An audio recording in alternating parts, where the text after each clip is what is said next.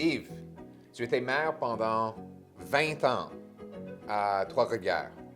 Aujourd'hui, tes concitoyens de Trois-Rivières, que disent-ils par rapport à leurs besoins et leurs rêves? Aujourd'hui, vraiment, c'est l'inflation. Oui. C'est l'enjeu majeur pour les familles. Oui. On sait que l'inflation fait pas mal aux gens qui ont de l'argent, Oui. mais la classe moyenne qui travaille durement sont durement touchés par l'inflation au niveau des coûts d'épicerie, au coût de le logement, des habitations. Oui. C'est un enjeu prioritaire pour les prochaines années et c'est important. Là.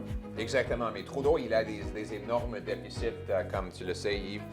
Il n'a pas le sens de responsabilité fiscale que tu avais quand tu étais maire à Trois-Rivières. Donc, il imprime l'argent pour payer ses factures exorbitantes. Et tout cet argent-là, ça gonfle le prix d'immobilier et des produits. Maintenant, ça coûte 836 000 pour la maison moyenne ici au Canada. Il y a une classe de jeunes qui croient qu'ils ne vont jamais pouvoir acheter leur propre maison. Donc, des hommes de 32 ans qui vivent dans le sous-sol de leurs parents et des mères monoparentales qui ne peuvent pas payer pour la nourriture nutritieuse pour leurs enfants. C'est ça la conséquence dévastatrice de l'inflation.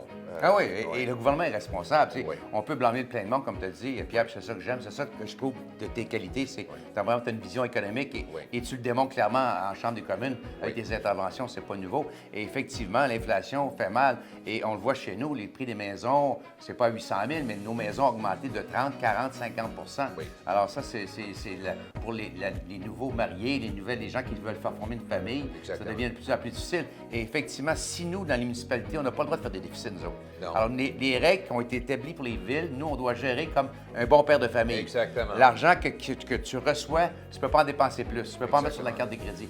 Malheureusement, au fédéral, on a mis pas juste la carte de crédit de ma génération, mais on a alourdi la carte de crédit pour mes enfants, mes petits-enfants. Vous savez, à mon âge, moi, à 64 ans, faire de la politique, je n'ai pas besoin. Je suis là parce que, puis je suis content que tu sois là. On est là parce qu'on veut changer les choses. Parce que à côté de nous, on a nos enfants, nos petits-enfants, on ne peut pas leur laisser l'héritage que le Parti libéral va leur laisser entre les mains. Alors moi, je tiens à te dire félicitations, Pierre, Merci. parce que tu es vraiment quelqu'un pour lequel j'ai une grande admiration. Premièrement, de pouvoir te présenter, c'est déjà important. Mais toutes les interventions que tu as faites en chambre, que j'ai suivies régulièrement, c'est ça qui a fait en sorte que j'ai adhéré à ta position. Puis j'aime ton leadership, puis j'aime le fait que tu défends tes idées. Les gens peuvent être contre ou pour, mais ils ne peuvent pas te reprocher de ne pas défendre tes convictions. Puis en politique, ça prend des convictions et Dieu sait que les prochaines années sont importantes et tes convictions vont faire en sorte de nouveau économique. Je pense qu'on va mettre le Canada sur la bonne direction pour nos enfants et nos petits-enfants. Exactement. Donc, les budgets équilibrés, on va aussi mettre en place un mandat pour la Banque du Canada qui garde l'inflation bas. C'est ça le mandat d'une banque centrale, c'est de garder l'inflation bas, de protéger la valeur des pièces des gens et on va contrôler les dépenses. Si un ministre veut ajouter un autre dollar de dépenses, il devrait trouver un dollar d'économie pour neutraliser, pour que le gouvernement n'augmente pas en grandeur et en coût une année après l'autre. Donc, comme ça, on va pouvoir réduire des taxes et réduire l'inflation et permettre des gens de réaliser leur rêve d'avoir une maison. On va changer quelque chose. Le gouvernement Trudeau aime créer de la monnaie.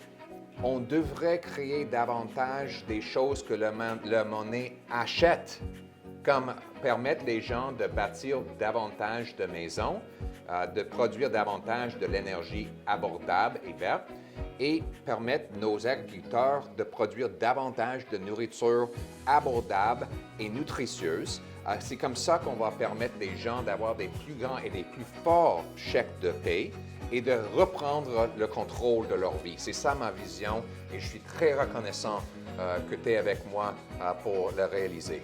Et ce que je trouve important, ce que tu dis, puis tu l'as dit dernièrement encore, c'est de faire confiance aux institutions, faire confiance aux gens.